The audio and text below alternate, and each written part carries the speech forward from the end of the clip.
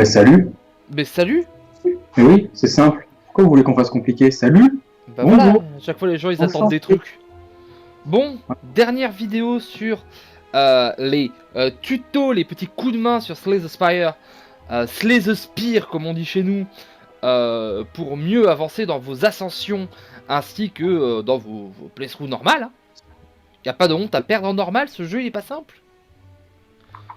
Du coup, aujourd'hui, de quoi on parle, Dan? On parle des... Des builds de la silencieuse. Oh mais qu'est-ce qui... Mais il est bon, mais il en rate pas une. Et du coup, attendez, je lance un truc. S'il a réussi, c'est incroyable. Den, Oui. c'est quoi le premier build dans lequel on va parler qu'on pense que c'est le build qui marche le mieux? C'est un build dans lequel il y a des dérivations et plusieurs choix, et c'est les poisons. Il est incroyable, il ne s'arrête pas. Avec ce gars-là, c'est victoire sur victoire sur victoire. Il aurait dû s'appeler Réussite et non pas Den quand il était petit. On m'a pas appelé Den quand j'étais petit. D'ailleurs, c'est assez vrai, ça aurait été un bizarre. Il est venu, il a vu, il a vaincu. Alors, le poison. Alors, je vais vous montrer un petit peu les cartes qu'on peut trouver dans le poison. Il y a deux builds dans le poison. Oui. Alors, pour ceux qui jouent plus soldat et qui auraient déjà regardé la vidéo sur le soldat, un peu à l'image du soldat, il y a le build. En fait, vous comparez ça à la force. Du coup, il y a le build poison où on va chercher à faire beaucoup de poison, un peu comme le lame lourde du soldat. Et il y a le build poison où on va chercher à faire de la value et à beaucoup se défendre, et on va laisser le poison monter petit à petit, mais prendre entre 0 et 0 dégâts par tour. Voilà. Pourquoi on peut faire ça? Simplement parce que, attention, je vais vous la montrer, comme il peut y avoir un espèce de truc de force qui va monter quoi qu'il arrive, il y a les fumées toxiques en voleur, et quand vous posez votre fumée toxique, bah, vous n'avez plus qu'à attendre que la partie soit gagnée en fait. Donc il y a ce build très défensif, et il y a le build en fait où vous allez stacker beaucoup de poison, où là-dessus on vous conseille notamment de prendre le plus possible de poignards empoisonnés, toujours les fumées toxiques bien sûr, et les fumées toxiques vous les prenez tout le temps en fait. Voilà, franchement c'est peut-être la meilleure carte en voleur. Si vous avez regardé nos reviews, vous savez que de toute façon, de façon générale en fait dans ce jeu, fumée toxique, forme démoniaque, les cartes qui sont jouées une fois, mais qui ont un impact sur tout le match, nous on aime bien. Voilà, nous c'est ce qu'on pense être le plus efficace. Vous avez Flasque rebondissante, il faut pas en mettre trop, parce que Flasque rebondissante c'est une très très mauvaise carte quand il y a plusieurs mobs. Par contre, c'est totalement un élite, voire un boss killer. Parce que quand vous l'améliorez et que vous avez un Sneko, c'est pour 2, 16 de poison. C'est beaucoup. Alors pour 2, 16 de poison, il faudrait que je fasse le calcul. On l'a dit. Non, mais on l'a fait dans la review, lui. Non, on l'avait fait sans comme ça. On l'avait pas fait avec le Sneko et amélioré. Oh, mais 16, ça fait 8 puissance, je sais pas combien. Je sais plus comment. J'étais nul en maths. Oui, enfin, ça fait beaucoup. Tout seul. Et ça va forcément continuer de se stacker. Et une fois que c'est monté tout seul, paf, catalyse. Nous, on conseille toujours dans le build de poison d'avoir une catalyse améliorée. Parce que... c'est une quantité de dégâts assez astronomique en fait. Voilà. Pour peu que vous ayez, notamment le rogue, il a... Hop, hop, hop, je vais vous la montrer. La carte... Déflagration. Votre prochaine carte compétence sera jouée 2 fois. Ce qui veut dire que quand vous faites déflagration, catalyse améliorée, c'est x9. C'est beaucoup x9. Vous devriez être au courant maintenant. Voilà, x9, vous avez 20 de poison sur votre ennemi, ce qui est très simple à atteindre quand vous avez un build de poison. Bah, vous lui dites dans 2 tours, t'es mort. Quel que soit le mob du donjon. Et oui. Enfin, vous le regardez, en fait. Excuse-moi, tu vas crever, je crois. Hein. Et à part... Non, il y en a un qui résiste. C'est la grosse tête. C'est la grosse tête allongée, là. Qui a 500 PV. Mais, oui. Et elle, comme elle te donne 4 tours... Voilà, c'est pas très grave. Donc, voilà, le build poison, je pense vraiment que c'est le build le plus efficace. Tout simplement parce que bah, c'est comme ça. Si vous voulez voir ce que ça donne un build de poison quand vous arrivez à prendre les trucs bien, vous avez mon Ascension 15 sur la chaîne avec la silencieuse, où j'ai fait un build de poison, et où je suis passé dans le donjon en mode... excusez-moi. Non, parce que moi en fait j'ai une partie de hockey, donc j'ai pas le temps, hein. et là, tout est mort. C'est en fait, au début, il toquait à la porte, mais il s'est rendu compte qu'il était tellement puissant qu'il cassait les portes. Ouais. Et du coup, il a arrêté de toquer. Du coup, à un moment, les monstres ont dit, bah, vous êtes vachement mal polis. Et quand on est au moment où les monstres, tu leur dis, ouais, et alors, espèce de gros bâtard, parce qu'en général, ça se passe plutôt bien. Ouais. Bon, deuxième build. Et là encore, où il y a quelques petites différences, plusieurs manières de le builder toujours. C'est toujours ce qui est intéressant avec les Aspire. C'est le build surin. Alors les surins, vous voyez ici, on a Danse des Lames qui rajoute 2 surins. On a la carte, une de mes cartes préférées, KPEP. KPEP. C'est pour dans Guerrier, on l'avait dit, on l'a dit dans la review, c'est la carte couteau suisse, ça fait attaque, ça fait défense. C'est passe-partout comme carte. Voilà, ça donne 2 sur 1. Ça donne 2 sur 1 quand c'est amélioré. Et on a le pouvoir, très intéressant, on a les 2 petits pouvoirs, c'est lame infinie et précision. Alors, à ça, Volvi, tu es bien gentil, mais si on parle du build sur 1, il faut aller dans les reliques. Voilà, je vais vous montrer, parce que en fait, l'avantage du build sur 1, en fait, le truc, c'est que les meilleures cartes, c'est des reliques, en fait. Voilà, le truc du build sur 1, c'est que vous allez chercher à tout prix les Ninja Tools. Qu'est-ce qu'on entend par les Ninja Tools? C'est donc, tout simplement... la culture, le Naruto. Voilà, le Naruto, c'est les trucs qui appartiennent aux ninjas. Vous avez l'éventail décoratif, 3 attaques, gagner 4 d'armure, c'est le moins bien. Mais oui, mais en voleur, les points de vie, vous allez vite apprendre à les aimer. Voilà, c'est le moins bien de loin, mais ça reste correct en build sur 1. Mais c'est surtout, il y a ces 2 cartes, le Kunai et le Shuriken.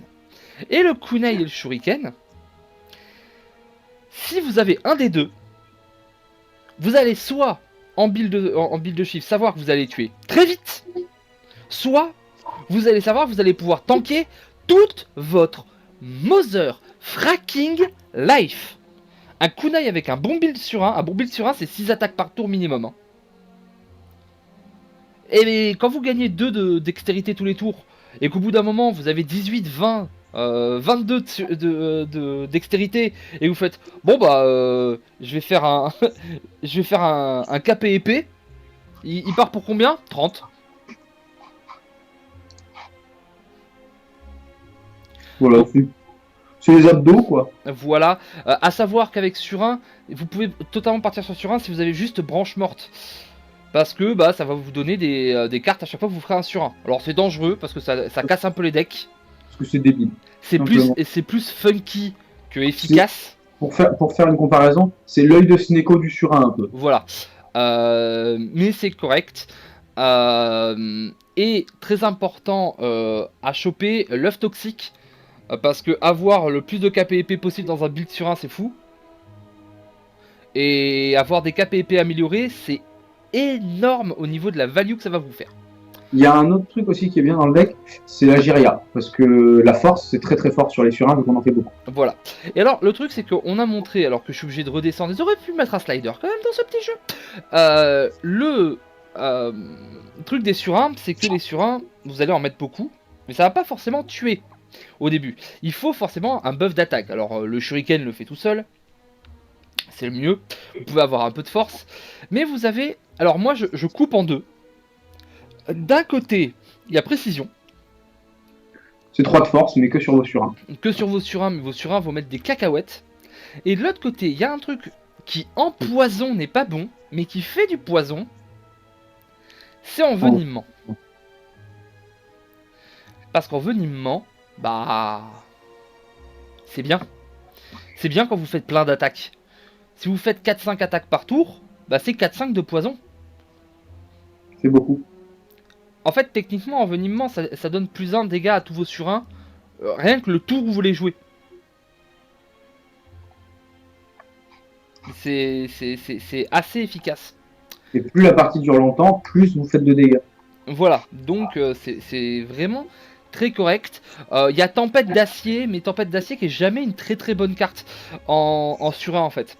Tout simplement parce que tous vos sur 1, vous avez envie de les jouer le tour où vous les faites. Voilà. Après, il y a les 2 pouvoirs juste au-dessus là. Image miroir et 1000 coupures qui sont aussi corrects dans le build. Voilà, image miroir et 1000 coupures, bah vous avez compris, hein, vous jouez plein de trucs, donc vous jouez plein de trucs. À savoir qu'il y a un boss qui est absolument terrible quand vous jouez sur un, c'est le time eater, parce que vous allez jouer énormément de cartes, donc forcément, bah il va se buffer. Mais le truc en fait, c'est quand vous voyez que time eater, moi j'ai essayé longtemps, en fait, j'ai eu la mauvaise stratégie pendant longtemps, je me suis dit bon, ok il y a time eater, je vais essayer de réduire les trucs et essayer de gratter et tout, faire 6, mais en fait vous faites jamais 6 parce que bah ça part très très vite quoi. Vous avez si vous avez un ou deux laminés, vous avez vos 2 sur 1 de base dans la main, vous avez envie de les jouer parce que si vous les jouez pas, c'est des cartes que vous allez piocher et vous avez pas envie de piocher ces cartes. Puis vous faites une danse de lame, ben ça vous fait 4 cartes parce que vous piochez 3 sur 1 plus la carte. Ça marche pas de faire un peu milieu. Donc moi ce que je conseille si vous êtes en sur 1 et qu'il y a le time eater, allez-y à fond. C'est-à-dire que mettez-vous à fond dans l'attaque et dites-vous, je vais mettre 12 cartes par tour. Et je vais le tuer avant qu'il me tue. C'est à mon avis le seul moyen de le passer. Den, tu m'arrêtes si t'as trouvé un truc secret pour battre le time eater en sur 1 autrement, mais... Moi, je regarde au début de 3ème donjon, et ce que j'ai trouvé qui marchait le mieux, c'est... Alors, c'est aussi de l'attaque, mais en gros, c'est un mélange d'attaque et de combo. C'est déjà, en fait, vous allez partir sur les pouvoirs, et vous essayez d'arriver au boss avec le maximum de précision améliorée. Et du coup, vous allez essayer de faire un maximum de précision. Genre, moi, j'ai battu le time eater, parce que au début du 3ème donjon, j'avais une précision. Et ben, chez les vendeurs, j'avais le choix entre un tori et une précision. Et ben, j'ai pris la précision, mon pote. Ouais. Vous faites en sorte que vos sur 1 ils tapent, mais genre ils tapent. Et sinon, vous faites la même chose avec fumée toxique. Parce que fumée toxique, c'est une carte, et des fois, ça vous permet de passer des tours, fumée toxique. Et vous faites ça, en fait. Et du coup, vous alternez entre les deux, et vous essayez de trouver un pseudo-équilibre dans lequel eh ben, vous vous retrouvez un petit peu pour maximiser les dégâts. Mais oui, le time eater, il faut y mettre une notion de course, à un moment ou un autre. Le time eater, il faut comprendre, c'est soit 6, soit 12. Et si vous pensez que vous faites plus de 6, quoi qu'il arrive, montez à 12. Voilà. Voilà, assez simplement. Alors, autre build, le build défensif. Et le build défensif du silencieux est beaucoup plus dur, parce qu'il va passer forcément par un petit peu de surin, un petit peu de chiv, on a envie de faire plusieurs attaques, on a envie d'avoir un kunai. C'est un build qui est très situationnel parce qu'il vous fait il vous faut des trucs vite et surtout il va vous falloir une quantité astronomique de flou. Oui. Parce que le truc qui se passe en fait, le build défensif, l'idée, et c'est là où c'est le seul moment où je trouve que Cauchemar a une valeur, c'est pour multiplier vos flous. Flou en fait ça met un stack, c'est-à-dire que ça met un petit buff et ça dit pour un tour vous perdez pas votre armure. Mais si dans un tour vous faites flou, c'est 3 tours. C'est 3 tours. Donc vous avez 3 tours pour repiocher un flou. Et quand votre deck est assez petit et basé sur la défense, bien sûr, on a toujours quelques pouvoirs. Peut-être une lame infinie, de la fumée toxique, jeu de jambes qui fait de la dextérité. On a envie de gagner beaucoup de dextérité, de gagner beaucoup d'armure, de jamais la perdre, et de dire au boss, bon bah, regarde-moi. Mais c'est un build qui ne peut se dessiner que vers le 2ème donjon, parce que de toute façon, le 1er donjon, vous êtes obligé d'être ultra agressif. Parce que si le mec rouge, vous le regardez, vous lui faites ok, bah moi je vais faire flou ce tour-ci. Vous vous regardez et faire ok. Et toi t'es mort alors. Et après tu fais quoi? Je fais flou défense. D'accord. Donc voilà, le build défensif. Il peut être en poison, il peut être en chive. C'est un build où vraiment c'est... Si vous avez tout qui se met dans le bon sens, ça peut être très très fort. Mais il faut pas se... Si vous partez sur l'idée, hey, allez, je fais un build défensif. Ça va pas marcher. Et un peu comme tout, il faut fumer toxique dans le build, au passage. Oui, c'est toujours mieux. Autre build. Et un build que personnellement j'aime beaucoup, c'est le pouvoir stack. Parce que, comme vous pouvez le voir, oh, pour des pouvoirs, je suis marrant. Moi je l'appelle le pouvoir. Moi j'appelle ça le build marché opus. Ouais, build marché opus. Les pouvoirs du voleur, ils sont très forts. Ils sont pétés. Ah, tiens, je m'entends un petit peu en retour, ça je sais pourquoi, ça c'est parce que Dan il a pas mis son casque. Euh, on a fumée toxique, on a jeu de jambes, on a lame infinie, plan d'évasion, c'est un bon pou... Non, c'est pas plan d'évasion, planification, c'est très correct. Précision, si vous avez des surins qui sont là. Qu'est-ce qu'il y a de bon comme pouvoir? C'est pas ça. Envenimement, c'est correct. 1000 coupures, c'est très très bien. Image miroir, c'est très très bien. Savoir-faire, c'est très correct. Il y a beaucoup de très bons pouvoirs en, en voleur. Donc ce que vous allez faire en fait, c'est que vous allez stacker le plus de pouvoirs possible et rester assez défensif tant que possible, parce qu'en fait vos pouvoirs, au bout d'un moment, il faut penser ça à, vous arrivez devant le mob, vous êtes tout nu. Donc va falloir les encaisser. Le build de pouvoir, il kiffe avoir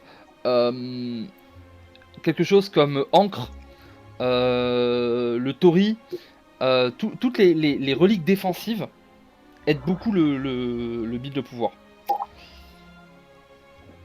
Et le fait est que, alors que je m'entends beaucoup, de plus en plus en écodette, je sais pas ce qui se passe, ça commence à être très très gênant. Bon. Donc, je disais, tous ces pouvoirs, vous allez les stacker. Si vous pouvez avoir une main de la momie, ou des choses comme ça, tout ce qui marche avec le pouvoir, ça va être la folie. Vous stackez tout ça, et au bout d'un moment, en fait, vous arrivez du mec tout nu, vous êtes le mec avec des ultra d'armure, avec plein de choses. Vous pouvez plus crever. Vous faites des dégâts de poison, il y a des surins qui partent, il y a de la dextérité. Vous choisissez les cartes dans votre main, vous en piochez plus, vous en discardez. Vos trucs font des dégâts, enfin... C'est la folie. Est-ce que t'aimes bien ce build, toi, Dan? Non. Mais il est bien. En fait, le truc, c'est que c'est pas un build... Moi, je trouve pas que c'est pas un build qui est réfléchi, etc. Ça correspond pas à mon style de jeu, en fait. Moi, j'aime bien réfléchir mes trucs, faire des trucs un peu en synergie. Alors que là, c'est juste... Ah bah ça, c'est fort. Et ça, c'est fort. Et ça, c'est fort. Et ça, c'est fort. Bon, il se trouve que dans Voleur, il y a beaucoup de cartes, en effet, qui sont très fortes et qui sont toutes des pouvoirs. Donc ça va ensemble. Mais pour moi, c'est vraiment le build fourre-tout par excellence, quoi. C'est vraiment le build... C'est bon. Bah, j'ai pas de synergie. Mais j'ai plein de cartes fortes. C'est pour les joueurs d'Hearthstone qui nous regardent, c'est un peu comme... En fait, c'est comme si c'était le deck d'arène dans lequel on va proposer 6 légendaires, quoi. Ouais. C'est... Ouais. Votre deck, quand on vous montre le truc, qui ressemble à rien, mais en match, ça passe. Voilà, donc ça, très correct aussi. J'ai fini notamment l'ascension 14 comme ça. Dernier build qu'on pense vraiment être capable d'être efficace, même s'il commence à être gimmicky. Et après, on va parler des builds vraiment, vraiment gimmicky. On va pas parler des builds, après on va parler des combos de cartes. Hein, c'est le build mana carte. Le build mana carte, c'est tout con. Si on prend les trucs qui font du mana, on prend les trucs qui font piocher des cartes, on les met ensemble, on voit si ça passe. Voilà, c'est en général, plus la partie avance et plus vous faites des tours idiots. Voilà. Vous allez faire des tours où vous allez jouer 12 trucs. Vous allez jouer autant de cartes qu'avec un sur 1, sauf que vos cartes elles sont beaucoup plus fortes. Voilà. Mais des fois ça peut faire plouf. Alors on va jouer coup de genou. Coup de genou c'est très correct. On va jouer des trucs comme lancer de dague, comme préparatif. La frappe sournoise qui a été buffée dernièrement, qui maintenant n'est plus un truc injouable, et vous permet de faire une frappe gratuite. Il y a aussi l'autre qui fait ça avec quand votre ennemi est dans la faiblesse. On va jouer Predator. Ah bah Predator c'est la carte. Elle est rare Predator. Non, elle est pas rare Predator. Ah si, elle est en co, c'est ça. On va jouer Predator, parce que Predator c'est vachement bien pour le prochain tour. Voilà, coup de genou Predator, vous le faites. Quand vous commencez à avoir assez de cartes comme ça, qui piochent, qui font du mana, des choses comme ça, vous faites des tours débiles. Le problème c'est qu'il peut y avoir des tours où ça fisole un peu aussi. Bah, il y a une carte qui est très très bien pour commencer la partie, c'est le bullet time, justement, dans ce build là, parce qu'en général vous avez des cartes qui coûtent très cher. Et quand vous avancez dans la game, c'est pas un problème, parce que vous allez jamais rester à 3 mana en fait dans ce build là. Le premier tour vous le faites à 3 mana, 4 si vous avez une relique, mais à partir du deuxième tour vous êtes à 5, 6, 7 mana. et bah quand le premier tour vous êtes à 3 mana, et qu'en plus vous avez la relique du voleur qui vous fait commencer à 2 cartes de plus, et ben avoir le bullet time, vous débarquez, vous faites bon, ce tour-ci on dit qu'on s'en fout du mana. À partir du prochain tour, ok je paye mon mana. Mais quand vous êtes à 7 de mana de moyenne, vous en foutez de payer votre mana. Et bullet time, ça marche très très bien. Moi, ça m'est arrivé Voilà. de faire des tours. J'avais stacké des prédateurs comme un starbé dans mon truc. Et première main, tu fais bullet time, prédateur. 2 coups de genou et tu fais ok. Voilà. Ce tour il était cool. Le prochain tour il va être encore mieux. Voilà. Et si Volvi veut vous montrer les reliques, vous avez dans ce build une relique qui est primordiale. C'est la bouteille qui permet de commencer avec une compétence de notre choix. En haut à droite, Volvi. C'est la foudre. Voilà. Vous mettez bullet time là-dedans. Et je vous garantis que quand vous commencez à chaque fois avec bullet time, déjà il y a beaucoup de monstres qui voient pas le tour 2. Et surtout, il y a très très peu de monstres qui voient le tour 3. C'est exactement ça, c'est le build un peu explosif. Je crois que le match le plus court que j'ai fait, je crois que j'avais genre à un moment j'étais à 25 ou 26 cartes dans mon deck, et ben j'ai tout pioché tour 2. Et du coup, le dernier build qui existe, mais qui est totalement gimmicky, et je pense que franchement il marche pas. C'est dans les cartes guerriers là, donc c'est Oui, dur. mais c'est normal, je suis en train de descendre. Parce que je te Ah rappelle oui. qu'il n'y a pas de. C'est le build discard. Parce qu'il y a des cartes injouables qui font des trucs quand on fait des discards. Et il y a des cartes qui veulent être discardées. Franchement, c'est pas bien. J'ai essayé de le faire marcher. C'est les cartes, voilà, je joue au tour quand il y a un comment ça s'appelle, un daily run qui joue avec. Mais sinon. En fait, le problème de ce build là, c'est qu'on vous donne survivant au début, mais on vous le repropose pas après. Et survivant, c'est la meilleure carte de ce build. C'est dommage. Bah, ce injouable est pas très bien. D'ailleurs, on remarquera qu'il y a une des cartes injouables, je vous l'ai montré tout à l'heure, elle a été rebuild. Frappe sournoise, maintenant c'est plus une carte injouable. Avant ça l'était, ils l'ont changé parce qu'ils se sont rendus compte que c'était pourri. Peut-être qu'ils vont se rendre compte que tout le reste des cartes injouables, c'est pourri et que le build ne marche pas. Ça ne peut pas marcher. Le plaisir de partager avec Volvi, donc. Quand il vous présente un truc auquel il croit pas. Non mais ça marche pas, et ça marche tellement pas qu'ils ont pris une des 3 cartes qui allait dans le build, et ils l'ont changé. Du coup Bah là, les deux autres elles sont encore moins bien. C'est que ça marchait pas avant et on les a rendus encore plus faibles. Mais calme-toi, oh là là. Mais non mais j'explique de pourquoi je l'aime pas. Oui bah voilà, on a compris, c'est bon, détends-toi maintenant, ça fait 6 fois que tu le dis. Bon. Et pour Alors finir, maintenant, c'est le moment d'En, c'est le moment combo. voilà, c'est le moment deck builder. Voilà. Parce que Moi il je est vrai regarde que mon téléphone, il vous parle. Ah ok, on en est là quoi, c'est genre, bon, ben moi ça m'intéresse pas, écoutez. Du coup, c'est le moment des combos, mais non, tu vas montrer les cartes, idiot. Ah bah oui. Alors, du coup, c'est ce qu'on va appeler du mini deck building. Donc, le premier combo, c'est expertise, une carte qui est assez dure à jouer, puisque pour 1, vous montez à 6 cartes dans la main. Voilà, bon, c'est pas fou, mais c'est pratique. Là, tu viens de la passer. Elle est là. Voilà, elle est là. Donc pour 1, on monte à 6 cartes dans la main. Et il y a des cartes, notamment concentration, il me semble, qui font que on se défausse de cartes et en échange on gagne du mana. Bon, eh bien je vous le donne en 1000, vous l'aurez compris assez vite. Le principe, c'est que on utilise les cartes de défausse pour gagner plus de mana que ce que nous donne expertise. Là par exemple concentration, en gros pour 0 tu te vides la main, tu gagnes 2. Et ensuite tu fais expertise, bah, tu pioches jusqu'à avoir 6 cartes en main. Et du coup bah, dans l'opération t'as gagné 1 mana et t'as pioché X.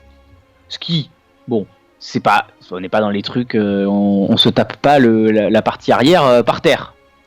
Mais c'est plutôt sympa. C'est un premier combo qui marche un petit peu bien. Il y en a un autre, je l'avais envoyé à Volvi. Et je vous avoue que depuis je l'ai oublié, donc je vais le rechercher. Non, parce que Volvi il avait son build corruption en guerrier, oui. En soldat. Et moi j'ai trouvé la même en voleur. Alors pour tout avouer, concentration, expertise c'est la toute dernière carte qui a été rajoutée dans le jeu. Toute seule elle a été rajoutée. Et effectivement c'est pour aller avec parce que concentration était un peu tout seul. Se défausser 3 cartes, gagner 2 de mana, oui bah tu pouvais pas jouer des trucs. Donc effectivement les deux vont très très bien en combo. Ah oui, pareil. Hein. Ça y est, j'ai trouvé. Donc, dans le build Shiv, vous avez un combo idiot.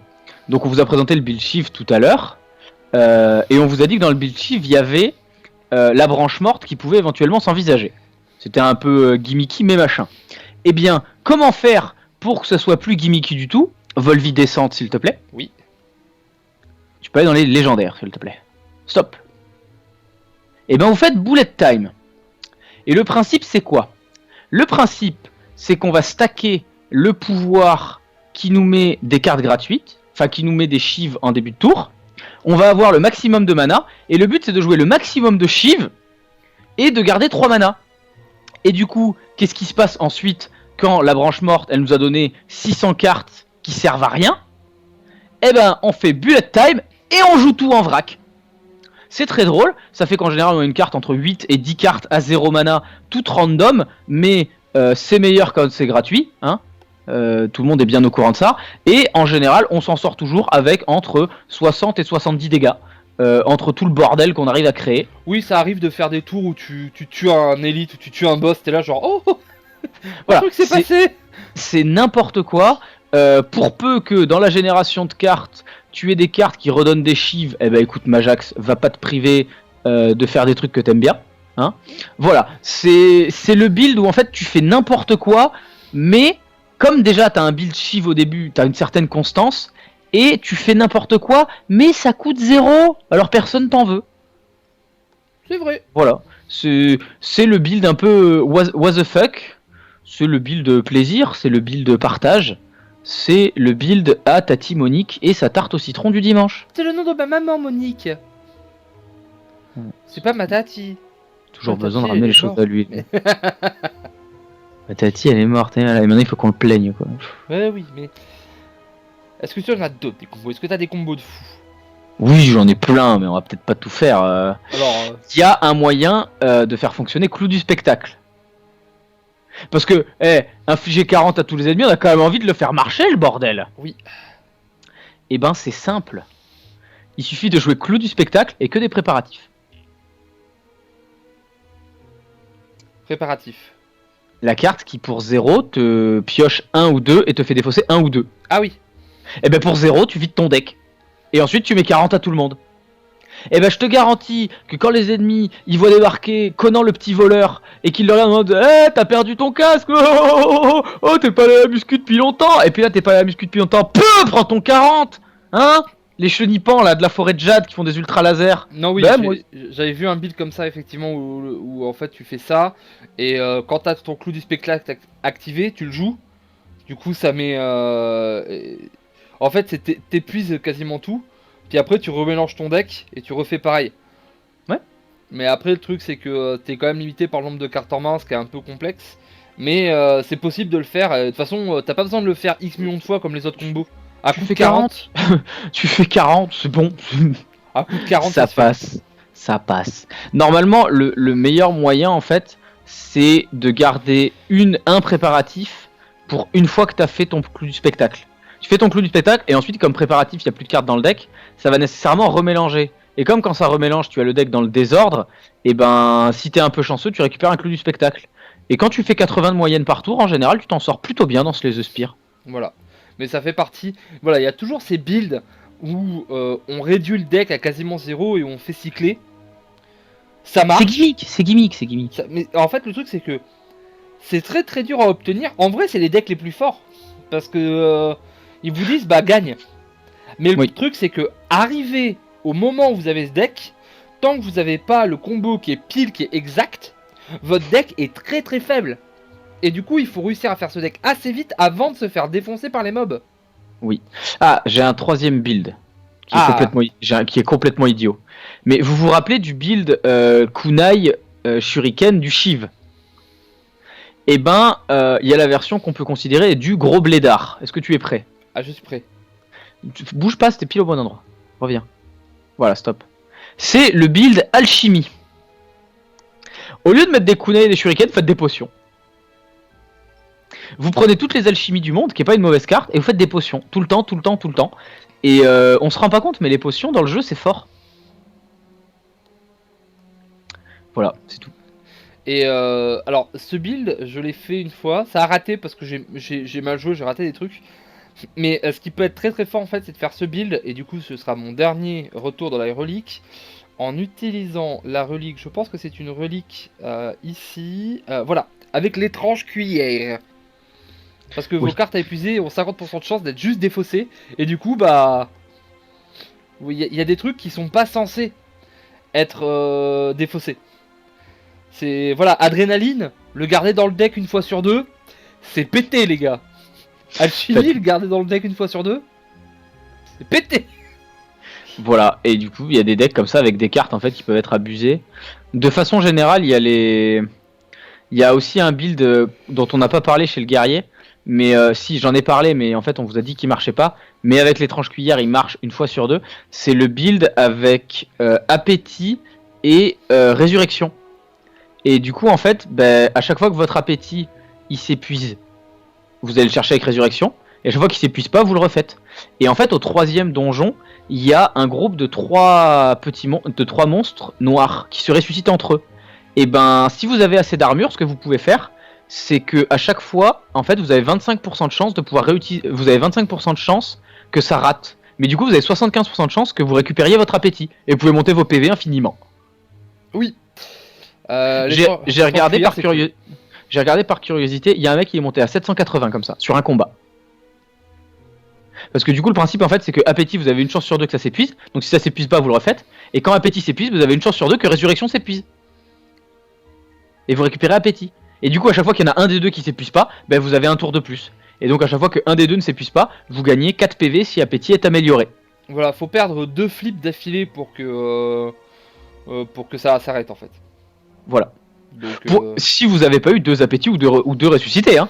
Parce que si vous en avez 2 d'un des deux, ça part complètement en cacahuète. Volvi cacahuète. Cacahuète. Voilà. Non mais c'est totalement vrai. Donc voilà, je pense qu'on a fait le tour de tout ce qui pouvait être fait des builds particuliers. Alors bien sûr, c'est pas la limite des builds. Bien sûr que des fois, seulement un deck composé juste de très bonnes cartes, ça peut aller au bout. Vous avez juste des bonnes cartes mises dans un deck, ça passe. Mais c'est moins spécialisé, vous aurez sûrement plus de mal sur les derniers boss, parce que les derniers boss, faut vraiment avoir un plan en général. Voilà, c'est la fin de notre petite série de vidéos sur Slay the Spire, en tout cas pour vous aider. Donc, n'hésitez pas à nous dire dans les commentaires si ça vous a aidé. Si on a oublié des choses, si quand on vous a annoncé la vidéo des tutos, vous avez dit tiens, ils ont parlé de ça, et on n'a pas parlé, dites-nous. C'est pas impossible, parce qu'on est des têtes en l'air. N'hésitez surtout pas, si vous avez vous-même des stratégies ou à discuter, j'ai répondu à quelques messages, etc. Les avis sont pas concordants sur ce jeu il est encore neuf. Comme vous voyez, nous, on le dit clairement, il y a des cartes qu'on aime, alors que sur les Reddit, etc., les gens disent ces cartes elles sont nulles. Ouais, et du coup après on va se battre. Voilà, donc tout reste à faire sur Slay the Spire. Donc n'hésitez pas, parlez, échangez, et surtout dites-nous si depuis que vous avez eu les quelques conseils, que vous avez peut-être regardé nos runs, etc., si vous avez passé des niveaux. Oui. Ça nous intéresse de savoir, est-ce que ça a aidé quelqu'un? Peut-être une personne, mais si on a une personne, ce sera déjà bien. Oui, c'est un début en fait, c'est mieux que 0. C'est mieux que 0. Donc on vous remercie beaucoup, comme d'habitude, n'hésitez pas à liker, partager, appeler vos familles, dites-leur de faire des trucs, allez liker les Twitter, les machins, tout ça. Une compétition de scooter. Une compétition de scooter. Vous pouvez le faire sous 2 façons, soit vous montez sur un scooter et vous faites la course, c'est à peu près, voilà, c'est un peu pédé, parce que tout le monde fait ça en fait. Non mais voilà, c'est pas original, mais c'est pas grave, mais c'est bien aussi, ne vous arrêtez pas à ça. Sinon, il y a un moyen, vous contactez Jackie Tuning, et vous faites du tuning de scooter. Et alors là, en ce moment, le gros style, le daily run, on peut appeler ça le daily run du tuning de scooter. Oui. En ce moment, c'est le pot d'échappement. Il y a énormément de points sur les pots d'échappement. J'ai vu un pot d'échappement fait uniquement avec du plastique recyclé de Barbie. La personne a gagné non seulement son poids en tome de Savoie, et c'était mérité, j'aime autant vous le dire, mais également le respect éternel de tous les mecs qui s'appellent Ken en Moselle. Et ça, Eh. C'est pas rien. Voilà. Alors, Voilà. on arrête immédiatement de rigoler. Voilà. Bon. Bah écoutez, revenez bientôt pour des vidéos, des nouveaux jeux et puis des scooters. Salut. Tu vois Les scooters.